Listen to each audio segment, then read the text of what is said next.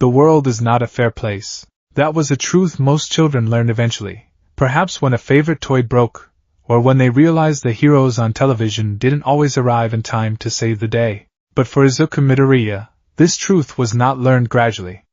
It was violently carved into his very identity at the tender age of 4. Society, he would later write in the margins of his countless notebooks, was built on a fragile, unspoken hierarchy of aesthetics.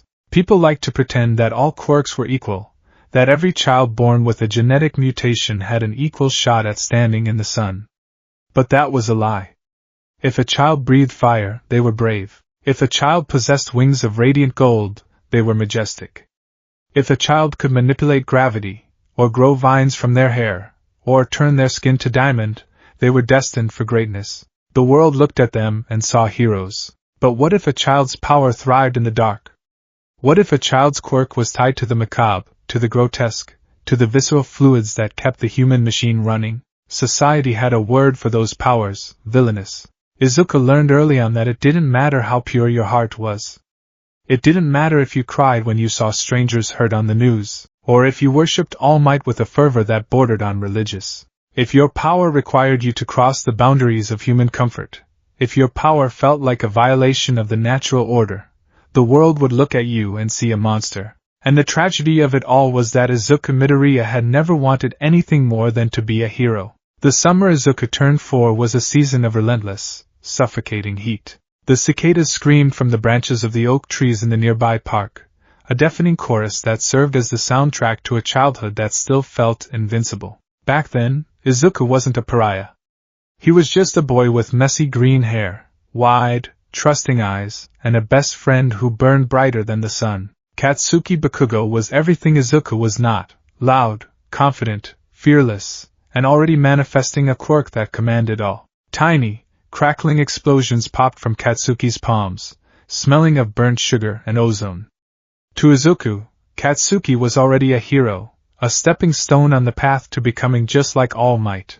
They were exploring the woods behind the neighborhood, a dense thicket of trees that, to their 4-year-old imaginations, was a treacherous jungle filled with villains and monsters. Katsuki was leading the charge, as he always did, balancing on a moss-slicked log that bridged a shallow, babbling creek. Izuku followed closely behind, clutching an All Might action figure in one hand, his eyes fixed on Katsuki's confident strides. "Keep up, Izuku!" Katsuki barked, flashing a feral, gap-toothed grin over his shoulder. "If you fall behind, the monsters will eat you." "I'm coming, Kaken!" Izuku called back, his tiny sneakers slipping slightly on the damp wood. Perhaps it was the arrogance of youth, or simply a misstep, but Katsuki turned back too quickly.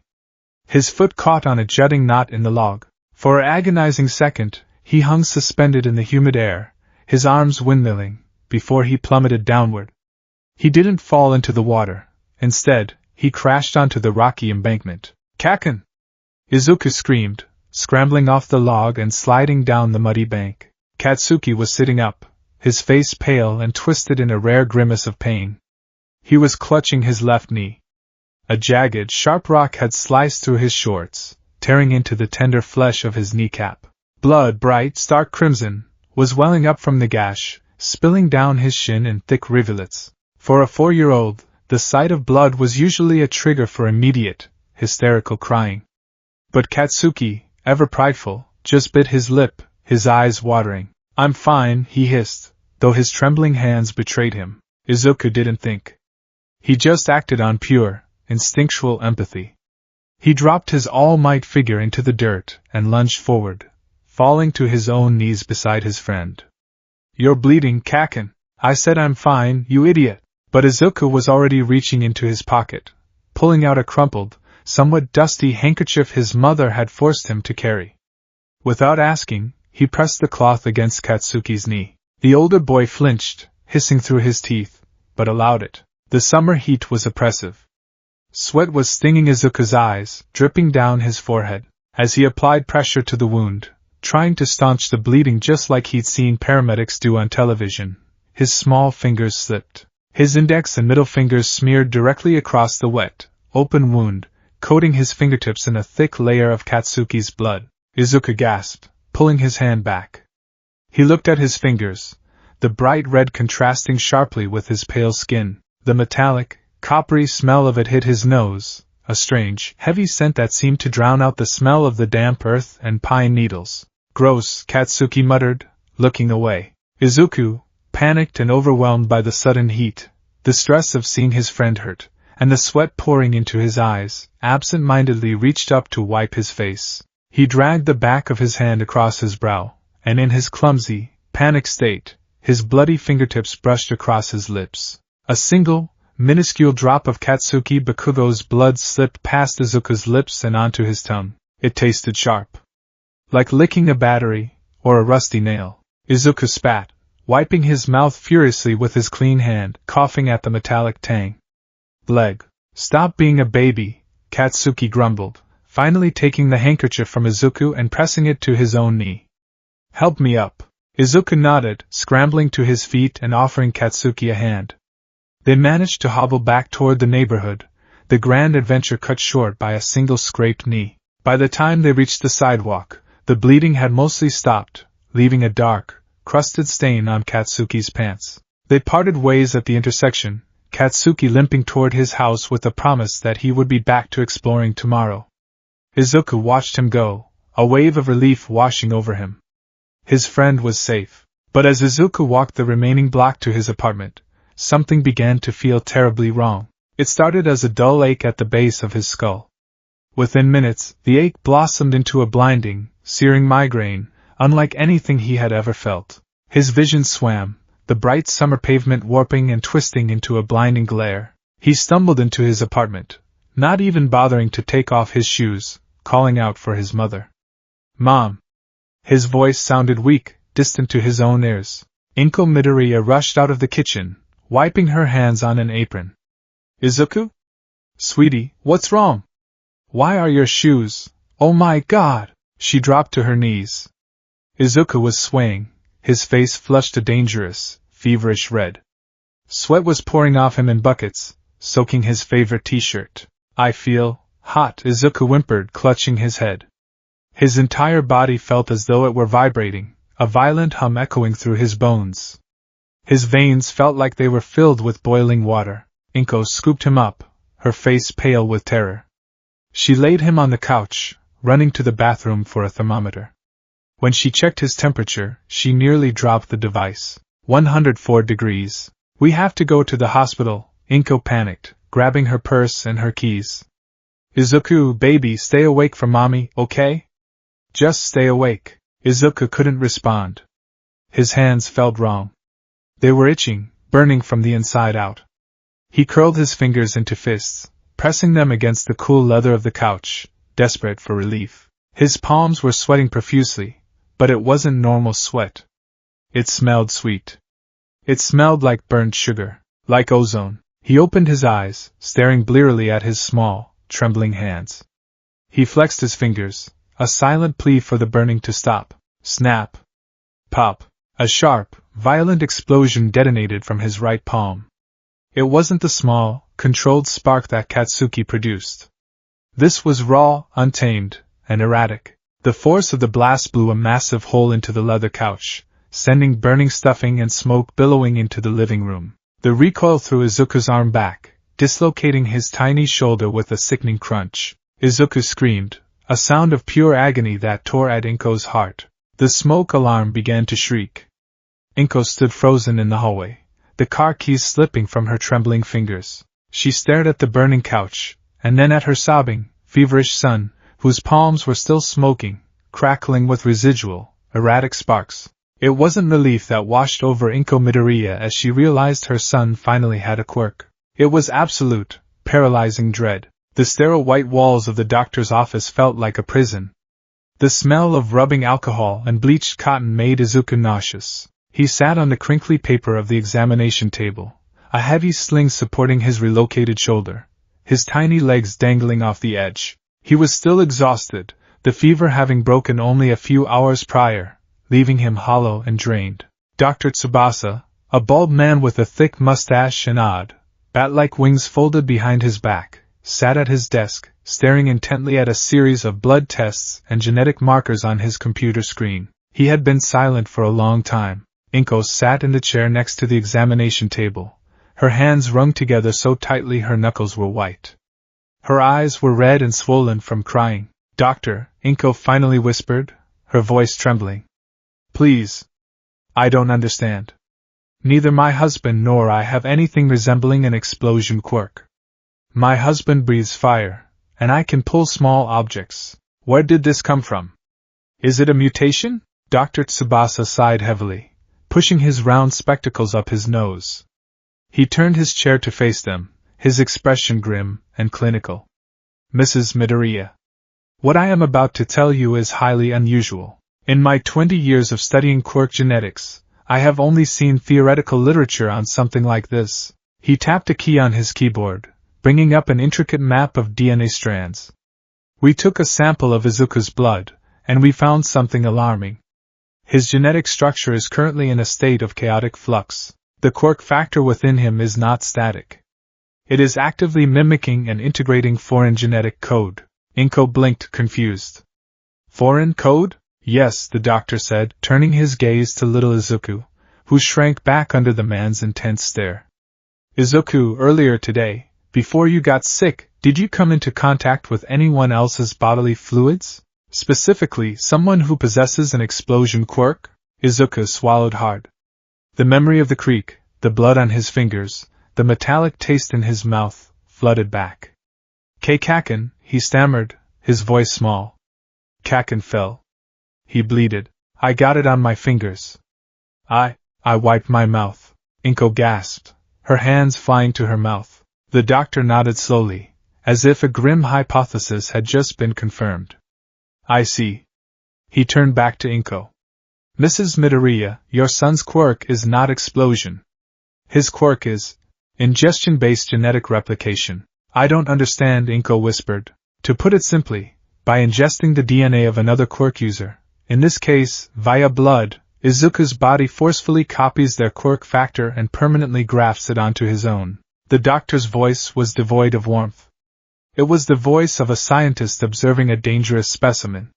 He didn't just borrow his friend's quirk. He permanently copied it. The fever, the pain, that was his body rapidly mutating to accommodate the new biological requirements needed to produce nitroglycerin sweat. Silence descended upon the room, thick and suffocating. He steals quirks?" Inko asked, the word steals catching in her throat like a jagged pill. "Not steals. The original host retains their power. He merely duplicates it," Dr. Tsubasa corrected. "However, the implications are severe. The human body is not designed to hold multiple quirks. The physiological strain of integrating even one foreign quirk nearly tore his nervous system apart, and caused him to dislocate his own shoulder. His body lacks the natural secondary mutations his friend possesses to withstand those explosions. If he were to ingest another person's blood, to copy a second or third quirk, the quirk singularity theory suggests his brain and body would likely shut down, resulting in catastrophic failure or death." Dr. Tsubasa leaned forward, his eyes boring into Inko. "Mrs. Midoriya, quirks that require the ingestion of human blood are incredibly rare, and society does not view them kindly. They are predatory by nature. They are often classified as villainous mutations." Inko broke down. She buried her face in her hands, her shoulders heaving with uncontrollable sobs. She wasn't crying because she hated her son. She was crying because she loved him, and she knew exactly what the world did to people with predatory quirks.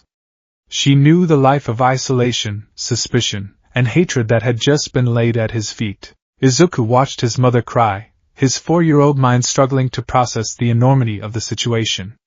He hopped off the table, his good arm reaching out to touch her knee. "Mommy? Don't cry. I can be a hero now, right? I have a quirk." Inko looked at him, her tear-streaked face twisted in agony. She pulled him into a desperate, crushing hug, burying her face in his messy green curls. "I'm sorry, Izuku," she sobbed, repeating the words like a mantra. "I'm so sorry." Those words were the final nail in the coffin of Izuku's innocence. She didn't say, "You can be a hero." She said, "I'm sorry." But the true heartbreak came 3 days later. Inko had felt obligated to call Mitsuki Bakugo, Katsuki's mother, to explain what had happened, to apologize for the bizarre incident. Mitsuki had dragged Katsuki over to their apartment immediately. Izuku remembered standing in the living room, his arms still in a sling, his eyes wide and hopeful. He thought Katsuki would be thrilled. They had the same quirk now. They could be the wonder duo, just like they always talked about. But when Katsuki walked through the door, there was no smile. There was no excitement. Katsuki looked at Izuku not as a friend, but as an alien. As a threat. Is it true? Katsuki demanded, his voice trembling with a rage that was far too large for a 4-year-old's body. Did you take my quirk, Deku? I didn't take it, Kaken. Izuku pleaded, taking a step forward. I just copied it. We match now. We can be heroes together. Shut up. Katsuki roared, small sparks popping erratically from his palms. The adults in the room, Inko and Mitsuki, stepped forward nervously, but Katsuki pointed a glowing, smoking finger at Izuku. You didn't earn it. You didn't get a quirk, you just stole mine. Katsuki's red eyes were wide, filled with a visceral, primal disgust. It was the look one might give a tick, or a leech. You drank my blood like a freak. You're a parasite, Deku. You're just a creepy, blood-sucking villain. Izuku froze. The words hit him harder than any physical blow ever could. Katsuki. That is enough. Mitsuki scolded, grabbing her son's arm, though even she looked mildly uncomfortable looking at Izuku. Katsuki ripped his arm away. He glared at Izuku, a lifelong hatred cementing itself in his young heart. If you ever use my explosions, I'll kill you. Do you hear me, Deku? It's mine. You're nothing but a thief. Katsuki stormed out of the apartment. Izuku stood rooted to the spot, the silence of the living room ringing in his ears. He looked down at his right hand. The hand that had held the handkerchief. The hand that had wiped his mouth. He didn't feel powerful. He felt dirty. He felt contaminated. From that day forward, Izuku Midoriya made a silent, unbreakable vow. He would never, ever use the explosion quirk. And he would never, ever tell another living soul what he was capable of. He would hide in the shadows of society. He would pretend to be a tragic, quirkless loser, because being a powerless nobody was infinitely better than being a monster. 10 years passed. A decade of living a lie. Aldera Junior High was not a place of learning for Izuku. It was a daily exercise in survival. At 14 years old, Izuku had perfected the art of invisibility. He hunched his shoulders, keeping his eyes glued to the scuffed linoleum floors, and spoke only when spoken to, which was rare. His official medical records, altered by a sympathetic, or perhaps pitying, doctor at Inko's tearful request, listed him as quirkless. The lie was easy to maintain. He had never once produced an explosion since that fateful day in his living room. He wore long sleeves, even in the blistering heat of summer, to hide the faint, silvery burned scars on his right palm, a permanent reminder of a power his body was never meant to hold. But a lie, no matter how well kept, exacts a heavy toll on the soul. Izuku sat in the back of his third-year classroom, the afternoon sun casting long, golden shadows across his desk. His head was bowed over a thick, battered notebook labeled Hero Analysis for the Future, number 13. While he suppressed his quirk, his mind remained as sharp and obsessive as ever. If he couldn't use his power, he would understand everyone else's. He watched heroes on the news, meticulously breaking down their quirk mechanics, their weaknesses, their fighting styles. It was his only tether to the dream he refused to fully abandon. But there was a darker, secret section in the very back of his notebook, written in a cipher he had invented himself. It was a section dedicated to hemicopy. Over the years, the analytical genius inside him couldn't help but study the curse that lived in his veins. He had hypotheses, theories he could never safely test. He knew his power wasn't magic. It was biological. The ingestion of blood provided the DNA blueprint, and his quirk factor forcefully mutated his body to match it. He had learned, through a terrifying accident when he was 9, that the amount of blood didn't matter, only the genetic code it carried. He had gotten a paper cut on a piece of mail that his mother had just opened. Without thinking, he had sucked on the cut to stop the bleeding. The mail had traces of his mother's blood from a hangnail. The resulting fever had lasted 2 days. It wasn't nearly as violent as the explosion mutation, but when it subsided, Izuku found he could exert a very weak, nearly unnoticeable gravitational pull on small objects, just like Inko. He could pull a pencil across his desk, or make a coin float into his palm. It was weak, but it confirmed his darkest fear. His capacity for replication was not limited to one quirk. He was a vessel. A sponge. If I were a villain, Izuku had written in cipher, I could amass an army's worth of quirks. But the human brain is a hard drive with finite space.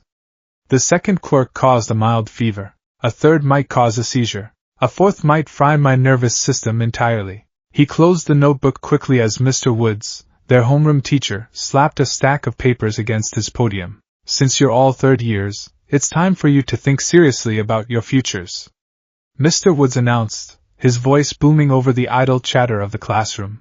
I'll pass out handouts for your future plans now, but you're all pretty much planning to go into the hero course, right? The classroom erupted. Teenagers cheered, showing off their minor, flashy quirks, elongated fingers, small gusts of wind, glowing eyes. It was a symphony of ordinary powers masquerading as greatness. Izuku kept his head down, a knot tightening in his stomach. Yes, you all have wonderful quirks. Mr. Woods chuckled, trying to rein in the chaos. But using your powers in school is against the rules, Sensei. Don't lump me in with these bunch of losers. The voice cut through the noise like a razor blade. Katsuki Bakugo leaned back in his chair, his feet propped up on his desk, an arrogant smirk plastered across his face. He had grown into a formidable teenager. His muscles were lean and defined, his explosions more powerful than ever.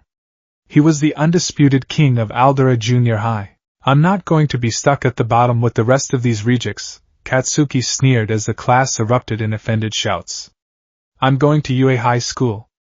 I aced the mock test. I'm the only one here who has the stuff to surpass All Might and become the top hero. Mr. Woods looked down at his clipboard. Oh yes. Midoriya, you wanted to go to UA too, didn't you? The silence that fell over the room was absolute. Then, it shattered into uproarious, mocking laughter. Midoriya? No way. You can't get into the hero course just by studying. He's quirkless. What's a quirkless loser gonna do against a villain? Izuku shrank in his seat, his face burning with humiliation. He stood up defensively, his hands raised. They got rid of that rule. There's no precedent, but I could be the first. Boom. Katsuki's palms slammed onto Izuku's desk, detonating a localized explosion that shattered the wood and sent Izuku tumbling backward out of his chair. The smell of burnt sugar and ozone, that sickeningly familiar smell that made Izuku's own scarred palm throb in phantom sympathy, filled the air. Izuku hit the floor hard, scrambling backward until his back hit the blackboard. Katsuki loomed over him, smoke rising from his hand, his red eyes blazing with a hatred that had only calcified over the last decade. He didn't see a quirkless loser. He saw a thief hiding his stolen goods. Listen up, Deku, Katsuki snarled, his voice dropping to a low, venomous register that only Izuku could hear beneath the murmurs of the class. You're worse than these rejects. You're a fake. A leech. You think you can rub elbows with me at UA? You think you can play hero while hoarding something that doesn't belong to you? I am not trying to compete with you, Kaken. Izuku stammered, his eyes darting away from Katsuki's terrifying gaze. It's been my dream since I was little. I have to try. Katsuki grabbed Izuku by the collar of his uniform, hauling him up slightly. The heat radiating from Katsuki's hand was stifling. Try what? Passing the exam without a quirk? Or are you going to finally snap and use my power? Because if you ever use it, I swear to God, I'll blow you to ash before the examiners even blink. I won't, Izuku whispered, his voice breaking. I promised I wouldn't. I've never used it. Katsuki shoved him back into the wall in disgust. You're a quirkless nobody, Deku. Act like it. The rest of the school day was a blur of misery. When the final bell rang, Izuku remained at his desk, staring blankly out the window, waiting for the classroom to empty. He wanted to avoid the hallways until Katsuki and his cronies were long gone. He finally reached for his notebook, intending to pack it away, but a hand snatched it from his desk first. Katsuki stood there, flanked by 2 lackeys. He flipped the notebook over, reading the cover. Hero analysis for the future? Seriously, Midoriya? One of the lackeys laughed. Delusional. Give it back, Kaken, Izuku said, finding a sliver of courage to stand up, though his knees trembled. Katsuki didn't say a word. He just clamped his hands down on the notebook and let off a sharp, crackling explosion. The concussive force blew the covers off, scorching the pages and filling the room with the smell of burning paper. Izuku gasped, reaching out helplessly. Katsuki casually tossed the smoldering notebook out the open window. It fell 3 stories down, landing in a small koi pond in the courtyard with a pathetic splash. Most top-tier heroes have stories about their school days. I want my story to be that I was the only student from this mediocre city junior high to make it into UA, Katsuki said, his tone conversational but laced with menace. So, forget about UA, Deku. Katsuki turned to leave, his lackeys laughing in his wake. But as he reached the door, Katsuki paused, looking back over his shoulder. A cruel, hollow smirk touched his lips. If you want to be a hero that badly, there might be another way. Just pray that you'll be born with a quirk that isn't parasitic in your next life, and take a swan dive off the roof of the building. The words hit Izuku like a physical blow to the stomach. The air rushed out of his lungs. He stood frozen, staring at the empty doorway long after Katsuki had gone, his mind utterly blank. Take a swan dive. Katsuki didn't just want him to give up. He wanted him gone. He wanted the piece of his soul that Izuku had stolen to be buried 6 feet under. Izuku clenched his fists, his nails biting into his palms. He felt the phantom itch of nitroglycerin in his sweat glands, the repressed, buried power that he had shackled deep within his own DNA. It would be so easy to snap. So easy to let the monster out, to show Katsuki that he wasn't weak. But Izuku took a deep, shuddering breath, forcing the heat down, pushing the quirk factor back into dormancy. If he used it out of anger, he would prove them all right. He would prove he was a villain. Slowly, heavily, he gathered his things and left the classroom. The walk home was a march of defeat. Izuku fished his ruined notebook out of the koi pond. The fish nibbled at the burnt edges, as if mocking him. Stupid, he muttered to himself, shaking the water from the sodden pages. Stupid, stupid, stupid. His route home took him under a bridge, a dark, concrete tunnel that offered a brief reprieve from the blinding afternoon sun. The shadows in the tunnel were deep, stretching long and distorted along the curved walls. Izuku kept his head down, lost in a spiral of self-doubt. Maybe Katsuki is right, he thought, dragging his feet. I don't have a hero's quirk. I have a villain's quirk. I have to ingest blood to get strong. Who would ever look at a hero who drinks blood and feels safe? I'm just a creep. A parasite. He laughed, a bitter, hollow sound that echoed off the concrete. Then he heard it, a strange, squelching sound, like thick mud being stirred in a massive vat. It came from the manhole cover a few yards ahead. Izuku stopped, looking up. The heavy iron lid of the manhole rattled, then violently flew into the air, clanging against the ceiling of the tunnel. From the dark hole, a massive, gelatinous mass of dark green sludge erupted outward. It slithered and expanded, towering over Izuku, forming a grotesque, fluid mockery of a human body. 2 massive, bulbous eyes and a jagged set of teeth floated within the muck. Izuku froze, his heart slamming against his ribs. The smell was horrific, a stench of raw sewage and rotting garbage that made his eyes water. A medium-sized invisibility cloak, the sludge villain gurgled, its voice a wet, rumbling baritone that reverberated in the narrow space. Perfect. Before Izuku's brain could even command his legs to run, the villain lunged. The sludge slammed into Izuku like a tidal wave, knocking him off his feet and pinning him to the concrete floor. The impact knocked the wind out of him, but before he could draw a breath to scream, the vile, suffocating mud forced its way up his nose and into his open mouth. Don't worry, the villain purred, sliding more of its body down Izuku's throat, filling his lungs with liquid rot. I'm just taking over your body. It'll only hurt for about 45 seconds. Then, it'll all be over. Panic, pure and unadulterated, seized Izuku.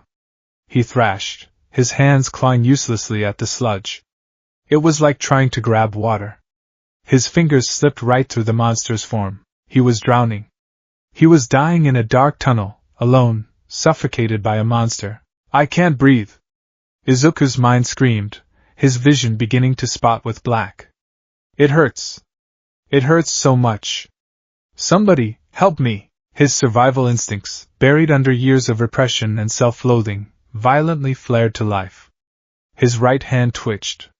The sweat glands in his palms, dormant for a decade, screamed to awaken. He could feel the familiar, terrifying heat building in his blood, the nitroglycerin forming on his skin. Use it, a desperate voice in his head pleaded. Blow him away. Use the explosion. Save yourself. But as the heat rushed to his hands, another voice, louder and crueler, echoed in his mind. You're a parasite, Deku. You're just a creepy, blood-sucking villain. If you ever use my power, I swear to God I'll kill you. Izuku squeezed his eyes shut. Tears mixed with the foul sludge on his face. He clamped his hands into tight fists, his nails cutting into his own flesh to keep his palms closed. He wouldn't do it. He wouldn't be a monster. He wouldn't use stolen power.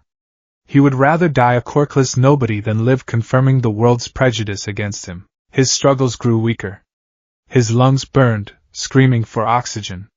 The villain's laughter was a dull, distant roar in his ears. The world was fading to a peaceful, terrifying gray. So this is it, Izuku thought, the fight leaving his body. Kaken gets his wish. I'm sorry, Mom. Suddenly, the metallic clang of another manhole cover echoing down the tunnel pierced the gray fog of Izuku's fading consciousness. The sludge villain stiffened, its grip on Izuku faltering for a fraction of a second. What the? A massive, towering silhouette blocked the light at the end of the tunnel. Izuku couldn't see clearly through his tear-blurred, sludge-filled vision, but he could make out the sheer size of the figure. Broad shoulders. Legs like tree trunks. And a pair of bright, piercing blue eyes that seemed to cut through the darkness itself. Have no fear, you are safe. The voice boomed like thunder, carrying a weight of absolute authority and boundless reassurance. It was a voice Izuku had heard a million times through laptop speakers, a voice that had narrated his every childhood dream. Now that I am here, the villain shrieked in terror, whipping a tendril of sludge toward the towering figure. The man didn't flinch. He simply planted his feet, reared back his right arm, and swung his fist forward. Texas. Smash! He didn't make contact with the villain. He didn't need to. The sheer kinetic force of the punch compressed the air in the tunnel, creating a localized hurricane. The shockwave hit the sludge villain like a freight train.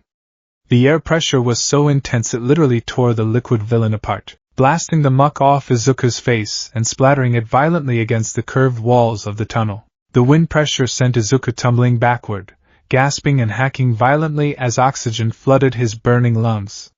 He coughed up black sludge, his chest heaving, his entire body trembling with shock.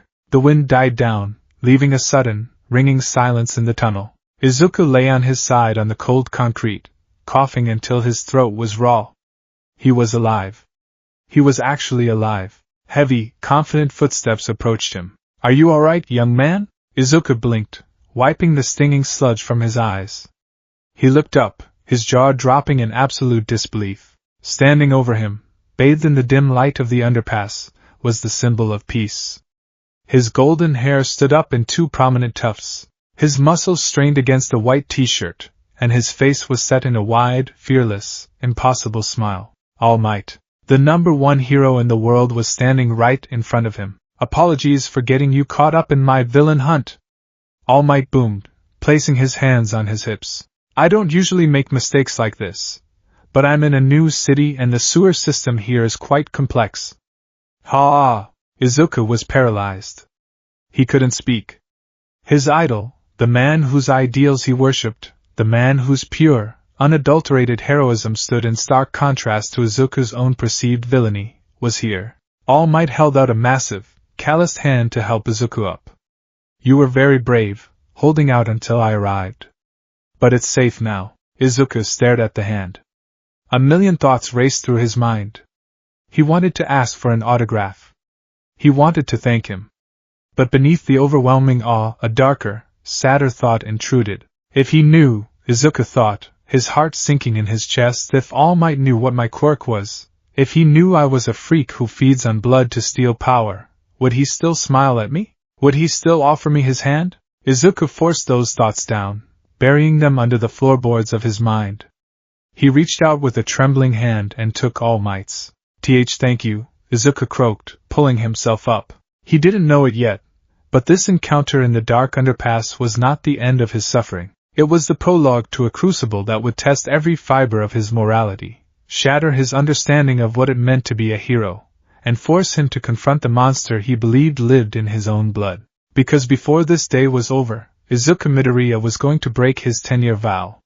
He was going to taste blood once again. The wind was a physical force, tearing at Izuku's cheeks and threatening to rip him away from his frantic grip on All Might's leg. Below them, the sprawling metropolis of Muzudafu was a blur of concrete, glass, and crawling traffic, shrinking into a dizzying mosaic. Izuku's eyes watered, his knuckles turning stark white as he clung to the symbol of peace's green cargo pants.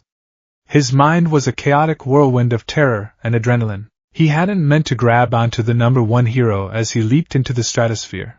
It had been an impulse, a desperate, irrational need to ask the one question that had haunted him for a decade. Hey! Let go! All Might's booming voice echoed above the roaring wind. He tried to gently pry Izuku off, his massive hand covering Izuku's entire back. Your fanaticism is a bit much. If you let go now, you'll die. If I let go now, I'll die. Izuku screamed back, his mouth flapping comically in the wind pressure. All Might blinked, realizing the boy's very logical point. Right. Hold on tightly, then. Blood rushed to Izuku's ears. The sheer altitude, combined with the lingering nausea from the sludge villain's attack, made him incredibly dizzy, but beneath the physical discomfort, a burning ember of resolve kept him conscious. He needed to know. He needed to hear it from the man who stood at the absolute pinnacle of society. With a deafening rush of displaced air, All Might descended, landing with a heavy, crater-forming thud on the fenced rooftop of a nondescript office building. Izuku immediately collapsed onto the hard, sun-baked concrete, his legs turning to jelly. He gasped for air, his heart hammering against his ribs like a trapped bird. Good grief, All Might sighed, stretching his massive shoulders. If you speak with the people downstairs, I'm sure they'll help you out of the building. Now, I must be going. A hero's work is never done. Wait. Izuku scrambled to his feet, reaching out a trembling hand.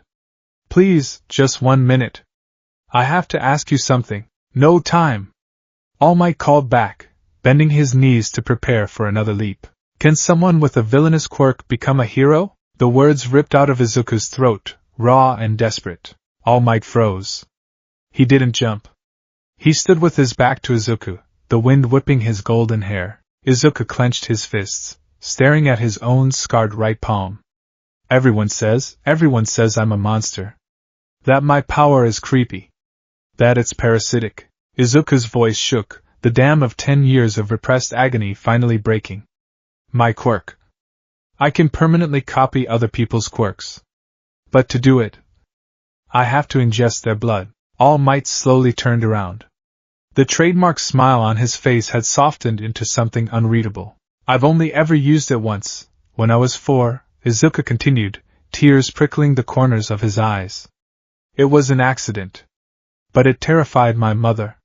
It made my best friend hate me. The world looks at people who need blood, like villains, like vampires, and they immediately label them evil.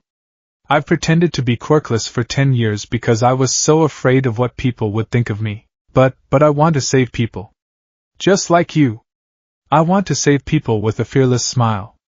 So please, tell me. Can someone with a predatory quirk be a hero like you? Smoke suddenly began to rise from All Might's body. Izuku blinked, wiping his eyes, stepping back as the thick, white steam enveloped the massive hero. A horrific, wet coughing sound echoed from the cloud, followed by the sickening splat of blood hitting the concrete. All Might? Izuku panicked, waving his hands through the smoke. When the steam cleared, the towering, invincible god of justice was gone. In his place stood an impossibly gaunt, skeletal man with sunken eyes, sharp cheekbones, and clothes that hung off his frail frame like a scarecrow. He wiped a trail of blood from his chin with the back of a skeletal hand. Izuku shrieked, scrambling backward until he hit the chain-link fence. What happened? You deflated. Are you an imposter? Where is All Might? I am All Might, the skeletal man sighed, his voice lacking the booming reverb of his hero persona. It sounded tired. So incredibly tired. He sank to the floor, leaning his back against the railing. You know how guys at the pool suck in their gut to look cool? It's like that. A fake. Izuku muttered, his worldview fracturing. No, I'm real, All Might said, pulling up his oversized t-shirt. Izuku gasped. The left side of All Might's torso was a mangled, purple, horrifying mess of scar tissue, radiating outward from a central depression that looked like a crater in his flesh. 5 years ago, an enemy did this to me, All Might explained, his hollow eyes staring at the city skyline. My respiratory system was nearly destroyed. I lost my whole stomach. Through repeated surgeries, I've barely survived. Right now, I can only do hero work for about 3 hours a day. The rest of the time, I look like this. Izuku was horrified. 5 years ago? Was that the fight with Toxic Chainsaw? You know your stuff. But no, that punk couldn't bring me down. I asked that this fight be kept under wraps. All Might pulled his shirt back down. I smiled to show the pressure of heroes and to trick the fear inside of me. Pro-heroes are always risking their lives. All Might looked directly at Izuku. His blue eyes, though sunken, were still impossibly sharp. You asked if someone with a villainous quirk can be a hero, All Might said slowly. Young man, society is not fair. You know this better than anyone. The stigma against blood-related quirks is severe, and for a reason. They carry immense physiological and psychological risks. Izuku held his breath. When you copy a quirk, All Might continued, your body has to adapt to a genetic blueprint it was never meant to hold. If you were to copy multiple quirks, the strain on your nervous system would be catastrophic. The human body is not a limitless vessel. All Might stood up, holding on to the railing for support. Furthermore, to use your quirk, you must physically violate another person's bodily autonomy, or rely on them bleeding. A hero cannot wait for a tragedy to happen to become strong. A hero must stop the tragedy. Izuku's heart plummeted. The words were not spoken with malice, but with a heavy, crushing realism. It is not bad to dream, young man, All Might said softly. A quirk doesn't define the soul. Your heart is in the right place. But heroism requires more than a dangerous, volatile power that harms you and alienates those you wish to save. If you want to help people, become a police officer. They get mocked because the heroes handle the flashy stuff, but it's a fine profession. All Might walk toward the rooftop access door, opening it with a rusty creak. You have to be realistic, kid, All Might said without looking back. I'm sorry. The door clicked shut. Izuku stood alone on the roof. The silence was deafening, save for the distant wail of traffic. Be realistic. The words echoed in his skull, shattering the last, fragile pieces of his childhood dream. He had held out hope, a tiny, foolish spark of hope, that the number one hero would look past the blood, past the monstrous nature of Himekapi, and tell him he could do it. But All Might had seen the truth. Izuku was a liability. His power required pain, required blood, required the very things heroes fought to prevent. Izuku slowly trudged toward the door, his movements robotic. He walked down the endless flights of concrete stairs, the dim fluorescent lights buzzing above him like a swarm of mechanical insects. It's fine, Izuku told himself, fighting the lump in his throat. I already knew. I've known since I was 4. I'm just a creep. A parasite. He pushed open the heavy ground floor doors, stepping back out into the bustling city streets. He began the long walk home, entirely numb. He didn't even notice the small notebook in his pocket, still damp with koi pond water. He just walked, staring at the pavement, resigning himself to a life of gray mediocrity. Boom! A massive explosion rattled the windows of the street. Izuku stopped, blinking. The ground beneath his feet trembled. A plume of thick, black smoke plumed into the sky a few blocks away, near the shopping district. A villain attack?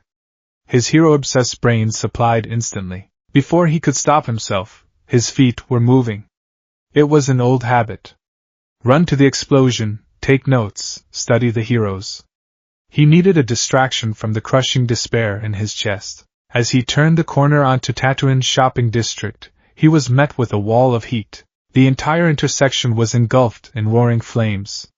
Shattered glass littered the pavement, reflecting the chaotic dance of the fire. A massive crowd had gathered behind police barricades, murmuring in terror. Izuku pushed his way to the front, looking past the line of officers. What he saw made his blood run cold. Towering in the center of the inferno was the sludge villain. The exact same monster that had nearly suffocated him under the bridge. How? Izuku's mind reeled in horror. All Might captured him. He put him in a plastic bottle. Then, the sickening realization hit him. When he had grabbed All Might's leg, the hero had struggled. The bottle must have fallen out of his pocket during their flight. It's my fault, Izuku realized, his stomach twisting into a painful knot. He escaped because of me. Pro-heroes were on the scene, but they were doing nothing. Death Arms was holding back the crowd, shouting over the roar of the fire. Kamui Woods was attempting to use his wood limbs, but the intense heat was drying him out, forcing him back. Empty Lady was standing at the edge of the street, crying out in frustration that she didn't have enough room to enlarge in the narrow shopping district. Why aren't they attacking? A civilian next to Izuku yelled. They can't get close. Another replied. The villain has a hostage. He's using some kid as a human shield. Izuku's breath hitched. He looked closer at the mass of swirling, bubbling green sludge. Trapped within the center of the monster, thrashing violently, was a teenager in a middle school uniform. The boy was unleashing massive, desperate explosions from his palms, inadvertently fueling the fires surrounding them. The villain was using the boy's own quirk to keep the heroes at bay. The sludge shifted, and for a split second, Izuku saw the hostage's face. Ash blonde hair. Fierce, red eyes that were currently wide with unadulterated, primal terror. Kaken. Izuku froze. The world around him seemed to mute, the roaring flames reducing to a low hum. Katsuki Bakugo was dying. The boy who had bullied him, the boy who had told him to take a swan dive off the roof just hours earlier, was suffocating. The sludge was forcing its way into Katsuki's mouth, drowning him from the inside out, exactly as it had done to Izuku. There's nothing we can do! Death Arms shouted in frustration. We have to wait for someone with a suitable quirk. Wait! Izuku thought, his eyes widening. Wait for someone with a suitable quirk? But he's dying right now. Izuku looked at Katsuki's face again. Their eyes met across the inferno. In Katsuki's eyes, there was no arrogance. There was no hatred. There was only a desperate, silent plea for help. It's my fault, Izuku thought, his breathing growing ragged. All Might can't fight anymore today. The other heroes are waiting. He's going to die. Izuku's mind went blank. Before logic, fear, or the crushing reality of his own uselessness could stop him, Izuku Midoriya ducked under the police tape. Hey! Kid, get back here! Death Arms roared, reaching out, but his fingers only grazed the back of Izuku's uniform. Izuku sprinted into the inferno. The heat blistered his skin instantly, the smoke burning his eyes. But he didn't stop. He didn't know what he was doing. He had no plan. He was quirkless. He was weak, but his legs were moving entirely on their own. What am I doing? His rational mind screamed as he closed the distance. I'm going to die. You again? The sludge villain roared, its massive eyes widening as it recognized the boy from the tunnel. I'll kill you! Izuku ripped his heavy yellow backpack off his shoulders and hurled it with all his meager strength. The bag flew through the air, unzipping mid-flight. Pens, notebooks, and a heavy pencil case flew out, striking the villain directly in its massive, bulbous eye. Arg! The villain shrieked, recoiling. The sludge loosened its grip around Katsuki's face for a fraction of a second, allowing the blonde boy to gasp a desperate, ragged breath of smoke-filled air. Deku? Katsuki coughed, his eyes wide with shock. What the hell are you doing here? I don't know. Izuku screamed, his hands tearing uselessly at the sludge, slipping right through just as they had under the bridge. My legs just moved. You looked like you needed saving. Katsuki's breath hitched. For a moment, the fiery defiance in his red eyes shattered, replaced by something profoundly vulnerable. Get off him! the villain roared, raising a massive tendril of dense, hardened sludge like a whip. Izuku scrambled backward, avoiding the lethal strike by a hair's breadth. The tendril smashed into the ground, shattering the pavement, and sending a shockwave that threw Izuku into the shattered display window of a nearby storefront. Izuku groaned, his vision swimming. He was surrounded by broken glass and debris. He looked up. The villain was rearing back for a final, lethal strike. Katsuki was screaming, fighting the sludge, but he was exhausted. During his struggle, one of his explosive blasts had misfired, shattering a metal sign above them. A piece of shrapnel had grazed Katsuki's cheek, leaving a deep gash. Blood, bright, stark crimson, dripped from Katsuki's cheek. It fell, suspended in the chaotic, heat-distorted air, before landing with a wet splat on a jagged piece of storefront glass mere inches from Izuku's hand. Time seemed to stop. The roaring flames, the screaming heroes, the monstrous villain, all of it faded into a hollow silence. Izuku stared at the drop of blood on the glass. Hemocopy. He already possessed the blueprint for explosion. He had copied it a decade ago, but he had suppressed it for so long, locking it away in the deepest recesses of his cellular structure, that his body had effectively forgotten how to use it without tearing itself apart. To awaken it now, to use it at the level required to blast away this villain, he needed an update. He needed the 14-year-old genetic catalyst to forcefully reboot his quirk factor. He needed to break his vow. I promised, Izuku thought, his heart tearing in two. I promised I wouldn't be a monster. I promised I wouldn't use his soul against his will. He looked up at Katsuki. The villain's tendril was descending. Katsuki squeezed his eyes shut, bracing for the end. A hero, All Might had said, must stop the tragedy. Izuku's eyes hardened. A fierce, predatory light ignited in his emerald irises. If being a hero means watching my friend die while I keep my hands clean, Izuku decided, his soul hardening into steel, then I'll gladly be a villain. Izuku reached out, his hand wrapping tightly around the jagged shard of glass. The sharp edges sliced into his palm, but he didn't care. He brought the glass to his face. He locked eyes with Katsuki, who had opened his eyes in his final moments. Katsuki saw the glass. He saw the blood. And he saw the look of absolute, monstrous resolve on Deku's face. Deku, no! Katsuki rasped, horror dawning on him. Izuku dragged his tongue across the glass. The taste of iron and ash hit his taste buds. Instantly, the world exploded into agonizing, searing color. The biological reaction was instantaneous and violently catastrophic. Izuku's body went rigid. It felt as though a lightning bolt had been injected directly into his spine. His veins bulged, glowing a faint, terrifying orange beneath his pale skin. The dormant quirk factor in his DNA shrieked as the fresh influx of Katsuki Bakugo's 14-year-old genetic material violently rewrote his cellular structure. Izuku threw his head back and screamed. It wasn't a scream of fear. It was a roar of sheer, unadulterated physiological agony. His sweat glands mutated in a fraction of a second, flooding his pores with highly concentrated nitroglycerin. The heat radiating from his body instantly evaporated the sweat on his brow. The smell of burnt sugar and ozone, a smell he had feared for 10 years, exploded from him, thick and suffocating. What is this kid doing? Death arms yelled from the barricades, shielding his eyes from the sudden, blinding heat emanating from the quirkless boy. The sludge villain paused, its tendril hovering midair. What are you? Izuku didn't answer. He couldn't. His blood was boiling. The power inside him was demanding release, threatening to tear his arms from their sockets if he didn't vent the pressure. He locked his sights on the sludge villain. Izuku stepped forward, his right arm drawing back. The faint, silvery burn scars on his palm from 10 years ago seemed to glow. He didn't just have Katsuki's quirk. He had Katsuki's fury, combined with his own desperate, suicidal drive to save a life. Go! Izuku's mind commanded. He thrust his palms forward. Die! The word ripped from Izuku's throat, an unconscious, eerie mimicry of Katsuki's own battle cry, fueled by the borrowed instincts flowing through his veins. Boom! The explosion that erupted from Izuku Midoriya's hands defied all logic. It wasn't just a blast of fire.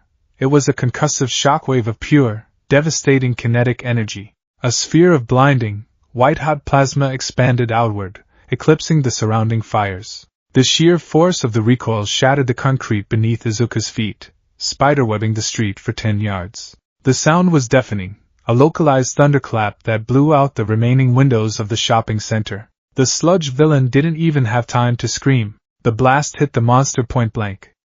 The incredible heat instantly evaporated a massive portion of the villain's liquid body, while the concussive force violently blew the rest of the sludge away in a million directions, scattering it across the fiery street. Katsuki, freed from the villain's grasp, was thrown backward by the shockwave. He hit the ground hard, tumbling to a halt, gasping for air. Izuku stood in the epicenter of the crater. Smoke billowed from his palms, rising into the sky like twin chimneys. His right arm was severely burned, the sleeve of his uniform completely incinerated. The skin was blistering, angry and red, a testament to the fact that his body still lacked Katsuki's full natural resistance. The street was dead silent.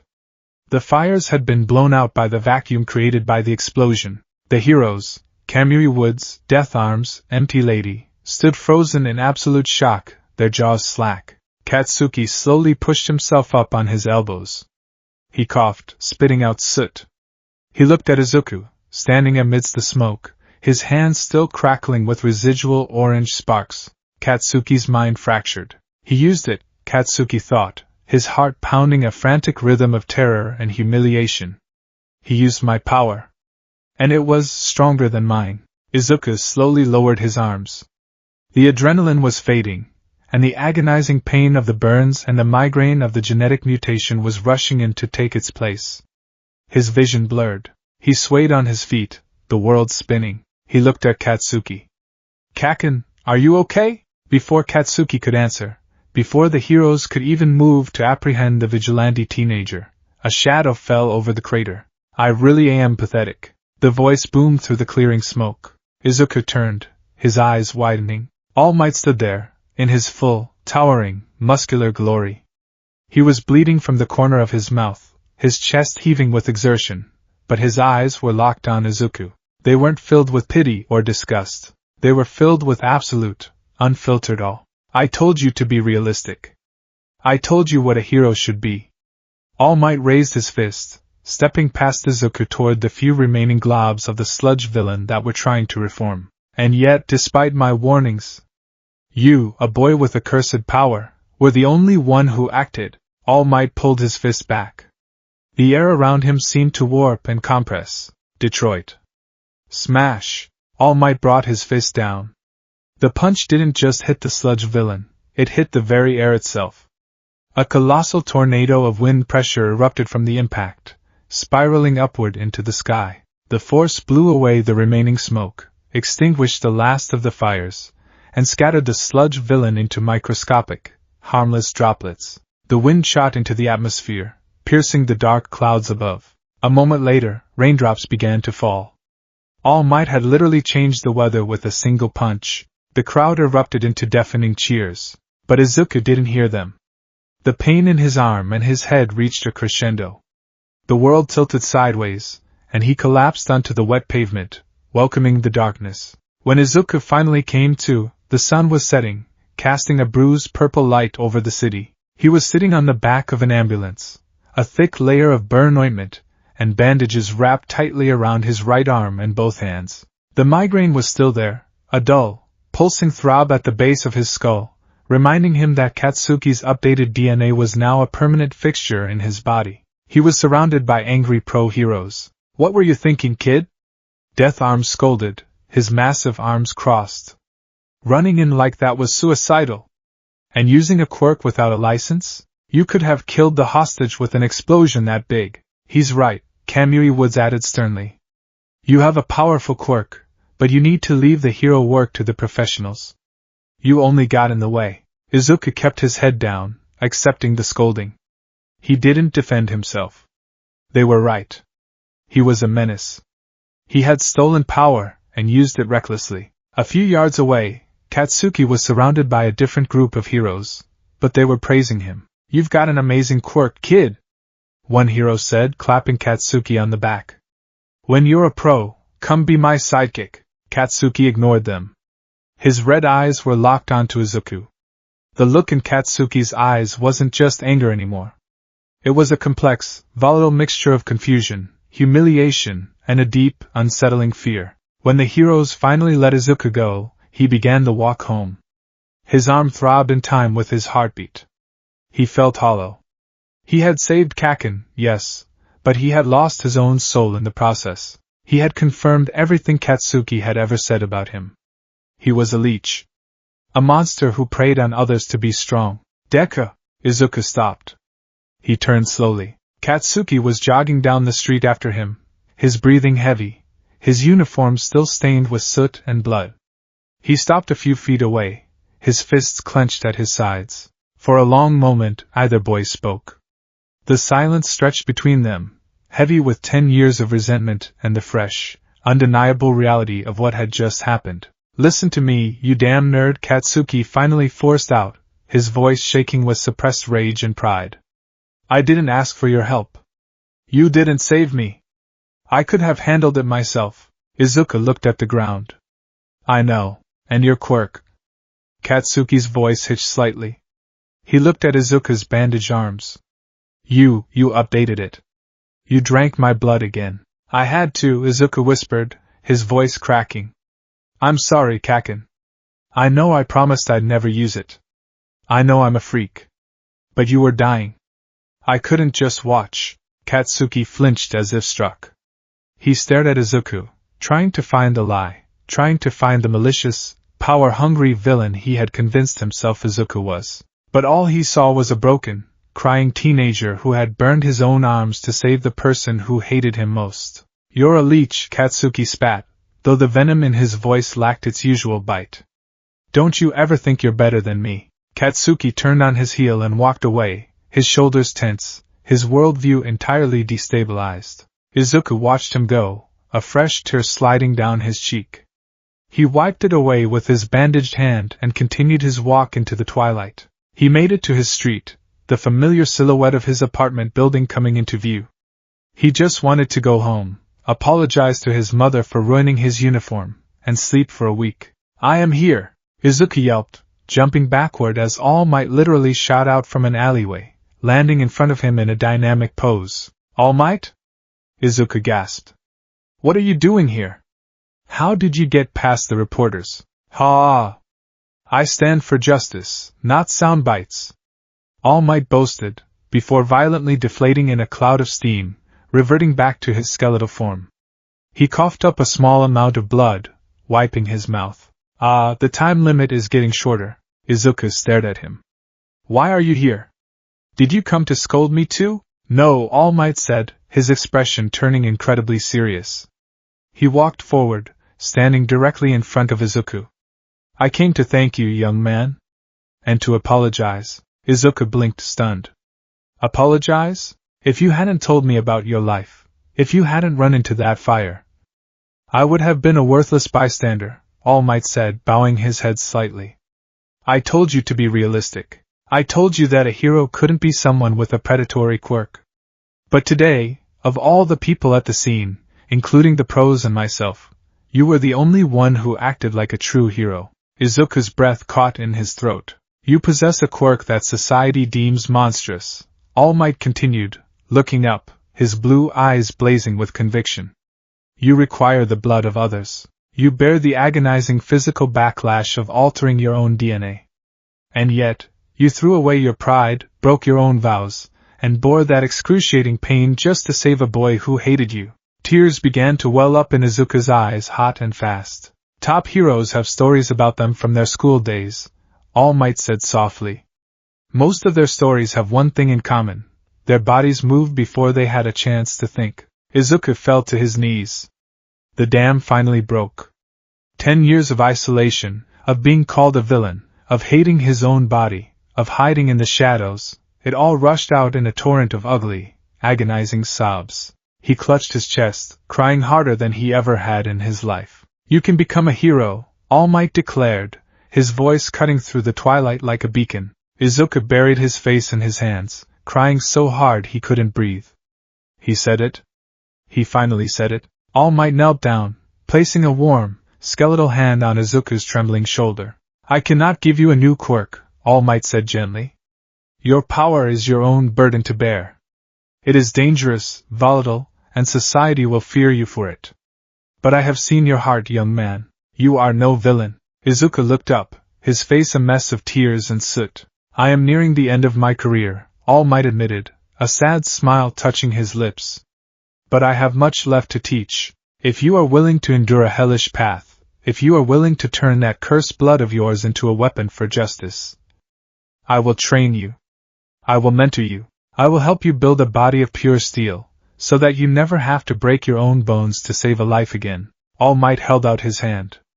It wasn't the towering, invincible hand of the symbol of peace. It was the scarred, frail hand of a man who saw a kindred spirit in a broken boy. Will you be my disciple, young Midoriya? Izuku looked at the hand. He thought of Katsuki's blood on his tongue. He thought of the fire, the explosion, and the sheer terror of his own power. He knew that the path ahead would be paved with pain, suspicion, and sacrifice. But as he reached out, grasping All Might's hand with his own bandaged one, Izuku Midoriya finally felt something he hadn't felt in a decade. He felt proud. Yes, Izuku choked out, gripping the hero's hand tightly. Yes, I will. The air at Dagoba Municipal Beach Park did not smell like the ocean. It smelled like forgotten things. A pungent mixture of rotting seaweed, rusted iron, stagnant water, and decaying plastic hung thick in the early morning fog. For years, the ocean currents had treated this stretch of coastline as a dumping ground, and the local residents had happily followed suit. Mountains of appliances, twisted bicycles, shattered furniture, and unidentifiable husks of metal formed an artificial, jagged cliff face that blocked the view of the horizon. Izuku Midoriya stood at the edge of the pavement, the chilly 6 a.m. wind biting through his thin tracksuit. He stared up at a precarious tower composed of 3 rusted refrigerators and a crushed pickup truck, feeling incredibly small. It's quite the sight, isn't it? All Might stood beside him in his skeletal, sunken-eyed form, bundled up in an oversized trench coat that flapped wildly in the sea breeze. He held a thick stack of papers in one hand and a steaming cup of convenience store coffee in the other. It's a disaster, Izuku breathed, his wide eyes scanning the sheer volume of debris. Are we supposed to clean this? No, young Midoriya, All Might corrected, a sharp, challenging grin spreading across his gaunt face. You are. Izuku choked on his own spit. And me? By myself? Hero work is not always glamorous. In fact, the roots of heroism are found in public service. All Might gestured grandly to the garbage dumps. But this isn't just about civic duty. This is about survival. Tell me, what do you know about the quirk singularity theory? Izuku's posture immediately shifted. The anxious teenager vanished, replaced by the obsessive, analytical notebook keeper. Dr. Garaki's controversial theory from 70 years ago. It postulates that as quirks mix and mutate through generations, they will eventually become too complex and powerful for the human body to contain. The hardware, the human body, won't be able to keep up with the software, the quirk factor. All Might nodded slowly, his expression darkening. Exactly. A normal human body is designed to house a single quirk factor. Even then, powerful quirks can cause extreme backlash if the user's secondary mutations aren't sufficient. Like how a fire user might overheat, or an ice user might get frostbite. All Might stepped closer to Izuku, placing a heavy hand on the boy's shoulder. Your quirk, Himikapi, circumvents natural genetics. It forcefully writes new software into your hardware. When you ingested young Bakugo's blood yesterday, your body violently mutated to produce nitroglycerin sweat. You lacked his naturally hardened skin and specialized bone density to handle the recall. That is why your arm is currently wrapped in bandages. Izuku looked down at his right arm, which throbbed with a dull, incessant ache. The burn ointment beneath the gauze was cool, but the muscles beneath felt as though they had been pulled apart and stitched back together haphazardly. If you are going to hold multiple quirks without your brain frying or your nervous system shutting down entirely, All Might said, his voice lowering into a grave register, you cannot have a normal body. We must forge you into a vessel of pure steel. You need muscle density, bone strength, and cardiovascular endurance far beyond that of a normal teenager. Otherwise, the next time you copy a quirk, or try to combine them, you will become brain dead. A chill ran down Izuku's spine. The mental image All Might painted was horrifying, a hollow, mindless husk of flesh, overloaded with power it couldn't control. A living corpse. I understand, Izuku said, swallowing hard. He looked back at the mountains of trash. So, I cleaned the beach to build my body. Precisely. All Might thrust the stack of papers into Izuku's chest. I have designed the aim to pass, American Dream Plan. It details your diet, your sleep schedule, and your hauling regimen for the next 10 months. We will break your muscles down with this garbage, and rebuild them stronger. Izuku looked at the meticulously detailed schedule. It accounted for every hour of his day, right down to the macronutrients in his meals. It was grueling. It was borderline torturous. Before we begin, All Might said, leaning against the railing, I need a full accounting of your arsenal. I know about the explosion quirk. Have you consumed any other blood? Izuku hesitated, rubbing the back of his neck. The shame of his quirk was still deeply ingrained. Just one other. When I was 9. I got a paper cut on an envelope my mom had just opened. She had a hangnail and bled on it a little. I sucked on the cut without thinking. It gave me a terrible fever for 2 days. All Might raised an eyebrow. Your mother's quirk? Yes. It's called minor attraction, Izuku explained, holding out his left, unbandaged hand. He focused on a crushed soda can resting on the sand 10 feet away. He took a deep breath, visualizing the invisible tether he had studied in his mother's movements. The air around his hand hummed with a faint, almost imperceptible green energy. The soda can twitched, then slowly dragged through the sand, pulling toward Izuku's palm until it hovered an inch off the ground, finally snapping into his grip. It's very weak, Izuku admitted, tossing the can into a nearby recycling bin. I can only pull things that weigh less than 5 kilograms, and they have to be within a few meters. But, combining the sheer kinetic output of Kaken's explosions with the gravitational pull of my mom's quirk. Izuku began to mutter rapidly, his eyes losing focus. If I pull an opponent off balance right before detonating a blast, or if I use the attraction on the environment to create shrapnel. Aha! Mutters. All Might chuckled, interrupting the boy's spiral. Your tactical mind is incredibly sharp, Midoriya. But remember, the more quirks you activate simultaneously, the greater the exponential strain on your brain. For now, no quirk usage. You rely entirely on your back, your legs, and your grit. Izuku nodded firmly. He looked at the rusted refrigerator looming over him. He took off his tracksuit jacket, revealing a thin, unimposing frame. He walked up to the fridge, dug his fingers into the rusted handles, and pulled. It didn't budge. The 10-month countdown to the UA entrance exam had begun. The first 3 months of the American Dream Plan were an agonizing blur of blood, sweat, and rust. Izuku's life was reduced to a brutal cycle. Wake up at 4:30 a.m., run to the beach, haul garbage until his hands bled and his vision swam, go to school, endure the agonizing boredom and Katsuki's silent, terrifying glares, return to the beach, haul more garbage until dark, go home, study until his eyes crossed, and sleep like the dead. His body was in a constant state of destruction and repair. His hands developed thick, yellowish calluses that felt like leather. The skin on his shoulders and back tore and healed, leaving faint, silvery stretch marks that looked almost like lightning branching across his skin. But it wasn't just the physical labor that was changing him. It was the internal battle. Every night, Izuku suffered from migraines. They were low-level, a persistent, throbbing ache behind his eyes. Dr. Tsubasa's diagnosis from 10 years ago echoed in his mind. His DNA was still in a state of chaotic flux.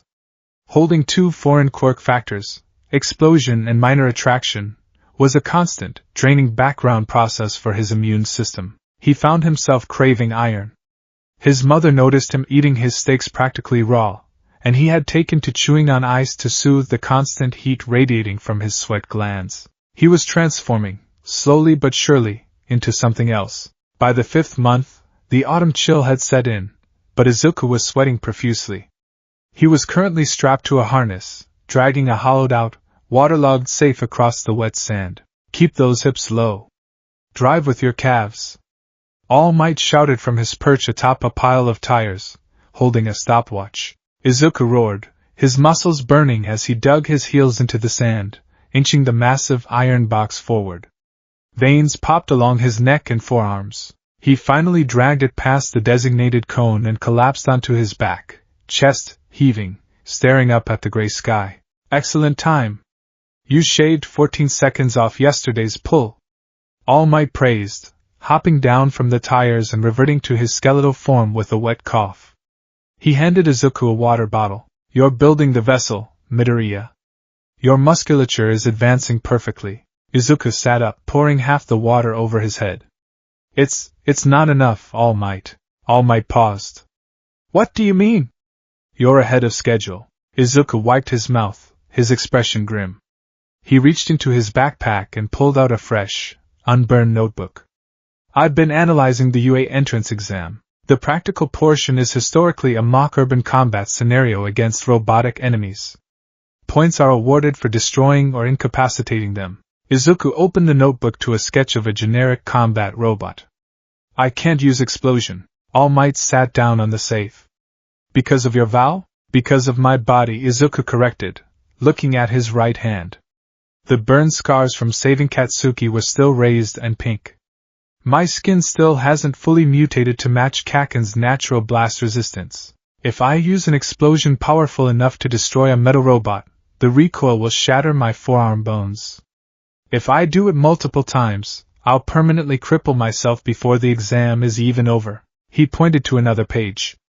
And my mom's minor attraction is too weak. Pulling a 5-kilogram gear out of a 2-ton robot won't stop it.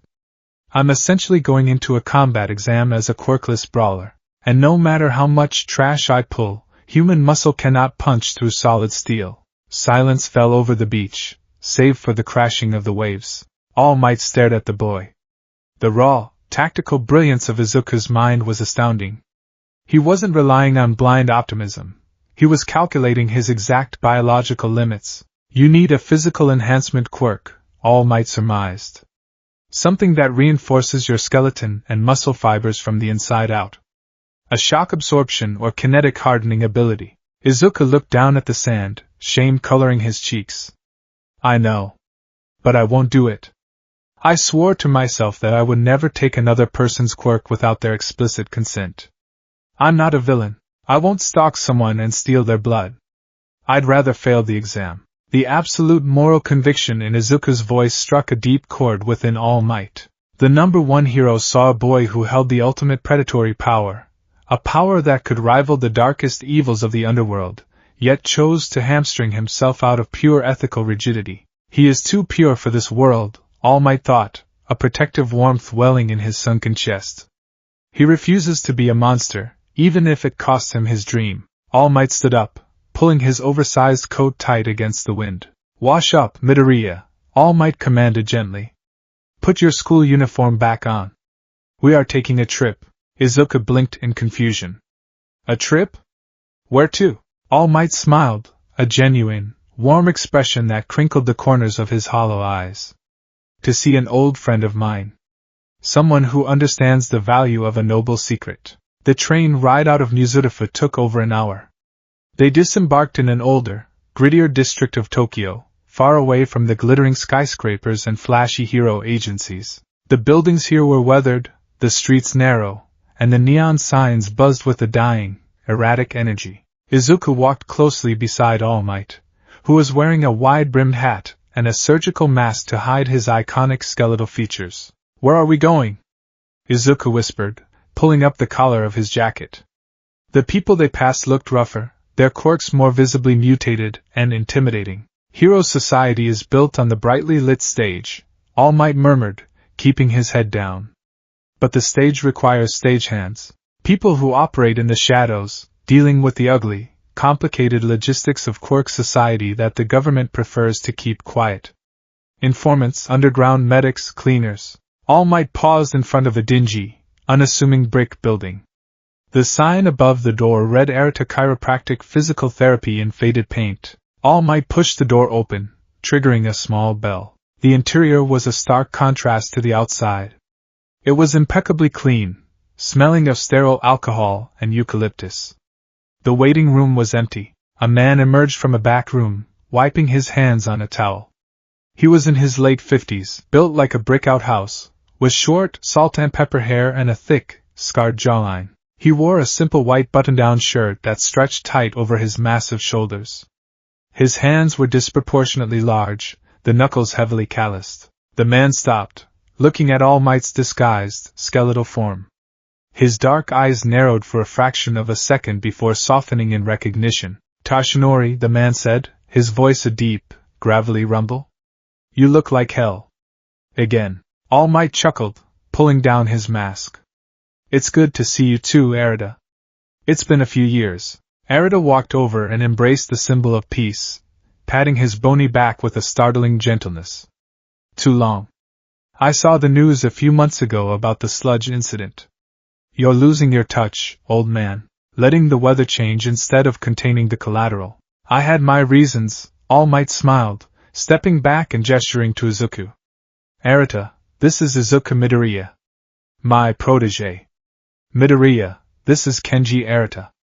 Formerly known as the underground hero, Impact. He was one of my most trusted associates before he retired to open this clinic." Izuku's eyes widened. "Impact? You were the hero who held up the collapsing bridge during the Roppongi earthquake 20 years ago. You saved 200 people single-handedly." Arita raised an eyebrow, looking at Izuku with mild amusement. "You know your history, kid. Not many people remember the underground guys. I study heroes." Izuku stammered, bowing deeply. "It's an honor to meet you, sir," Arita chuckled, motioning for them to follow him into the back office. The room was lined with medical equipment, anatomical charts, and a large metal desk. Arita locked the door behind them and pulled down the blinds. "All right, Tashinori. You don't come to my neck of the woods just to introduce me to a fan," Arita said, crossing his massive arms and leaning against his desk. "What's the situation? You need me to crack some villain's spine for information?" "No, my friend," All Might said, his tone turning dead serious. "I have come to ask a profound favor of you. One that involves the boy," All Might explained. He explained Izuku's quirk, hemocopy. He explained the biological mechanics, the diagnosis, the stigma, and the vow Izuku had made to never steal a quirk. He explained the grueling 10 months of training on the beach, and the biological wall Izuku had hit regarding the UA entrance exam. Through the entire explanation, Izuku stood perfectly still, his eyes fixed on the floor, waiting for the inevitable reaction. He waited for Arata's face to twist into disgust. He waited to be called a parasite. When All Might finished, the room was silent. Arita pushed himself off the desk. He walked slowly toward Izuku. The man was intimidating, towering over the boy with an aura of immense, restrained physical power. Arita stopped in front of Izuku and knelt down so they were at eye level. "Look at me, kid," Arita commanded softly. Izuku slowly raised his head, bracing himself. Arata's dark eyes were searching, piercing straight through Izuku's anxiety. "A quirk that requires blood to copy DNA. That's a heavy cross to bear. The underground is full of people with quirks that society deemed too ugly for the daylight. Blood, bone manipulation, decay. I've seen it all." Arita reached out and gently took Izuku's right hand, the one heavily scarred from the explosion. He traced his thumb over the pink, raised skin. "You burned your own arm to the bone to save a kid who hated you," Arita murmured. "And now you're standing here, risking your dream of getting into UA, because you refused to take power without asking." Arita released Izuku's hand and stood up, looking at All Might. "You picked a good one, Tashinori. He's got the spirit of a true hero." Izuku's breath hitched. You don't think I'm a monster, kid?" Arita laughed, a booming, warm sound. "If you were a monster, you wouldn't be agonizing over this. Power is just a tool. It's the hand that wields it that matters." Arita walked over to a medical cabinet and pulled out a sterile, single-use lancet and a small, glass vial. He walked back to Izuku. "My quirk is called kinetic reinforcement," Arita explained. "When I activate it, my bone density and muscle fibers momentarily harden to the tensile strength of titanium, allowing me to absorb and redirect massive kinetic impacts without breaking my own body. It's not flashy. I can't shoot lasers or fly.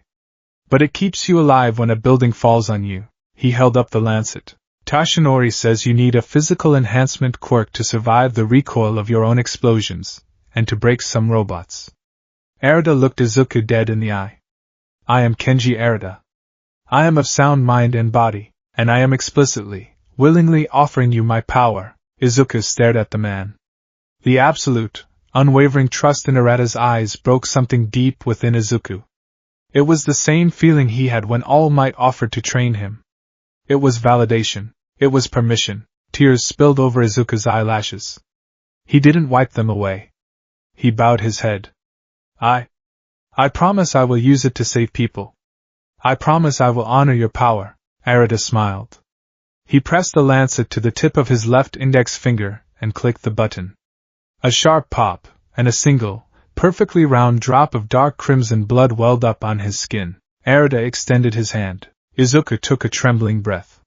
He stepped forward, reaching out with both hands to gently cup Arata's massive hand. He closed his eyes, leaning down. He pressed his lips to Arata's finger. The blood touched his tongue. It tasted vastly different from Katsuki's. It didn't taste like ash and iron. It tasted like earth and heavy, cold steel. Izuku swallowed. The reaction this time was not an explosive, fiery surge. It was an agonizing, crushing weight. Izuku collapsed to his knees, clutching his chest. He gasped, his eyes flying wide open in pure shock. It felt as though a lead blanket had been thrown over his internal organs. Midoriya! All Might stepped forward, panic in his voice. Let him be, Arata said, holding up a hand, though he watched the boy with deep concern. His body is rewriting its own skeletal structure. It's going to hurt like a son of a bitch. It did. Izuku screamed through clenched teeth, his hands digging into the linoleum floor. He could hear, literally hear, his bones groaning. His marrow was boiling. The quirk factor was aggressively splicing Arata's DNA into his own, forcefully increasing the density of his skeletal frame to accommodate the kinetic reinforcement trait. His muscles spasmed violently, twitching under his skin like trapped snakes. The migraine that hit him was catastrophic. The sheer neurological strain of a third quirk anchoring itself into his brain felt like a spike being driven through his forehead. His vision went entirely red, then black.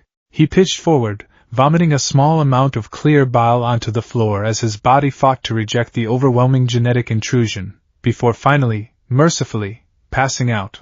When Izuku awoke, he was lying on one of Arata's physical therapy tables.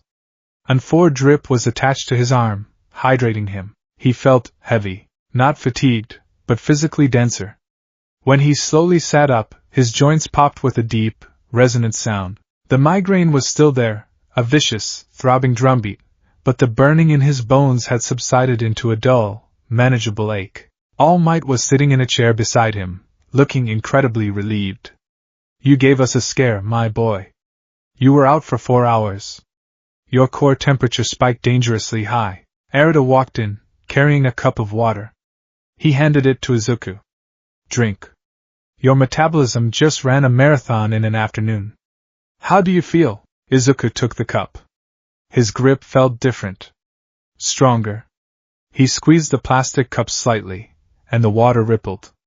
I feel solid. He closed his eyes, reaching inward, searching for the new blueprint.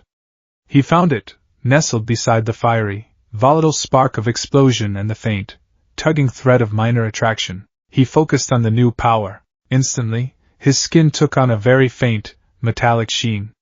The muscles in his arm bunched, hardening like petrified wood. Izuku tapped his reinforced forearm with his other hand. It sounded like he was knocking on a steel pipe.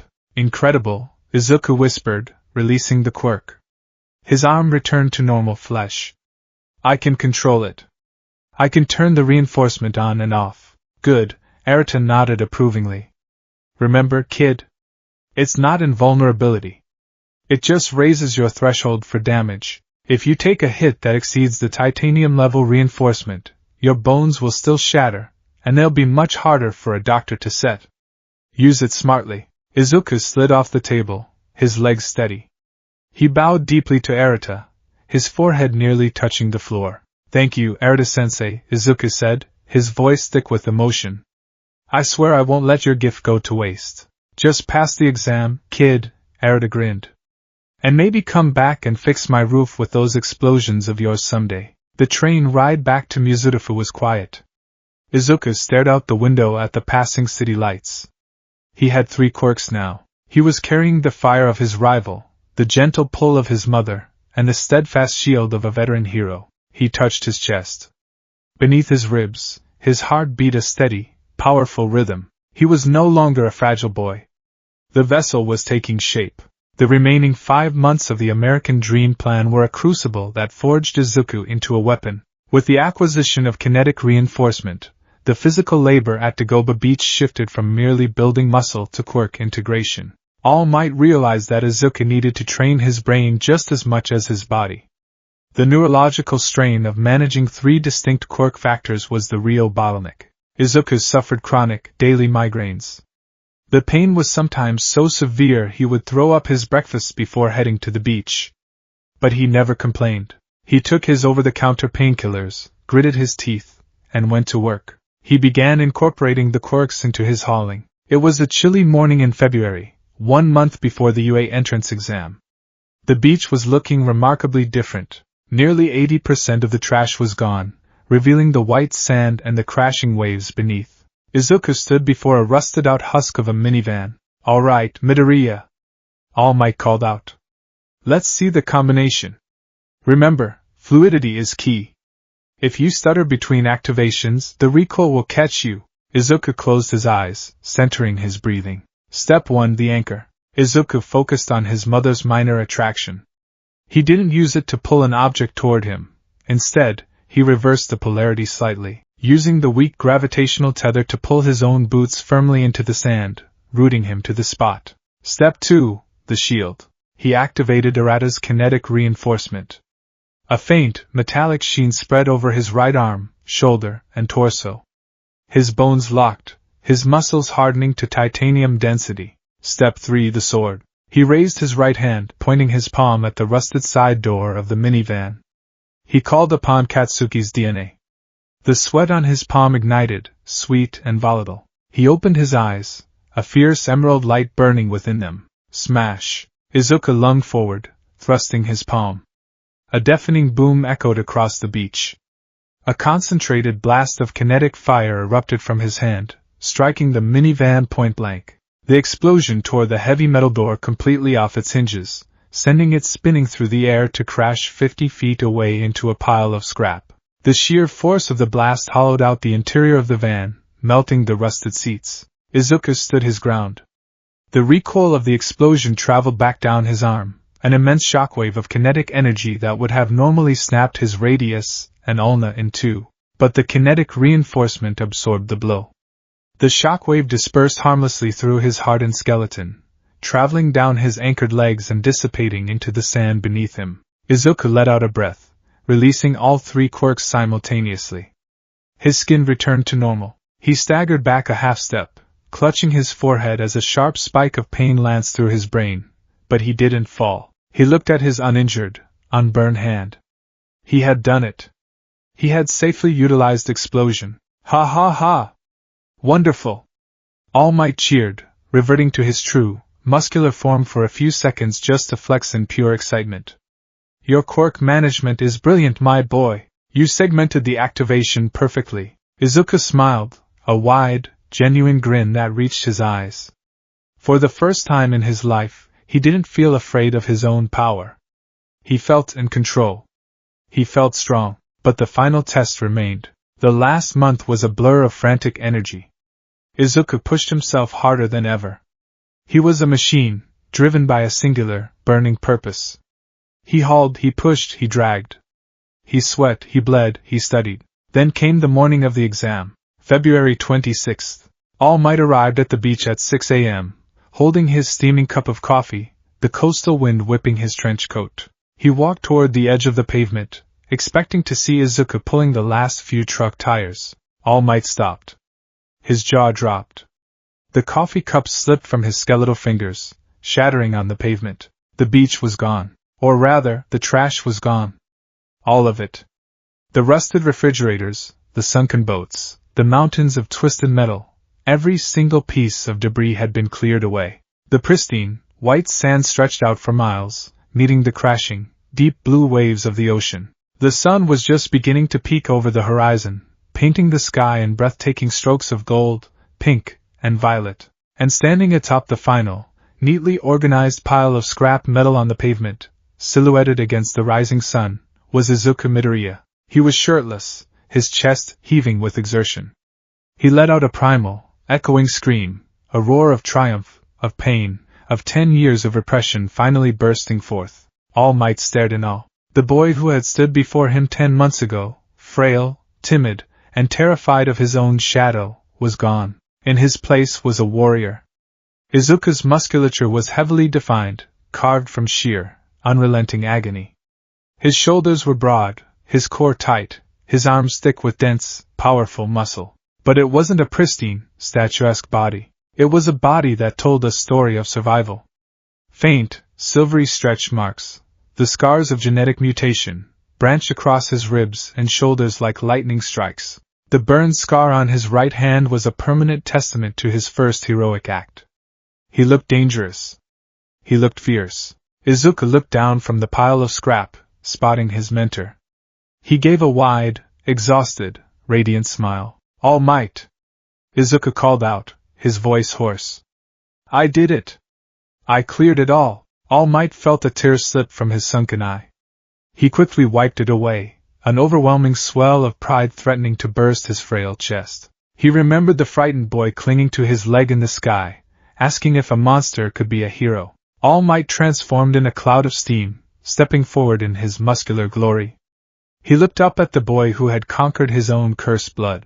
Excellent work, young Midoriya, All Might boomed, his voice carrying over the crashing waves. You have forged the vessel. You have proven your heart. You are no longer just a boy with a dangerous quirk. Izuku hopped down from the scrap pile, landing lightly on his feet. He picked up his school uniform, shrugging into his white button-down. Today is the UA entrance exam, All Might said, placing a massive hand on Izuku's shoulder. You carry the power of others within you. But remember this, it is your will that directs that power. Go forth, Izuku Midoriya. Show the world the hero you have chosen to be. Izuku looked down at his hands. He felt the fire, the gravity, and the steel thrumming in his veins. He looked up at All Might, his emerald eyes blazing with an unshakable resolve. I will, Izuku promised. He turned away from the rising sun and began the walk toward UA High School. The era of the quirkless, invisible Deku was over. The era of the sanguine hero had begun.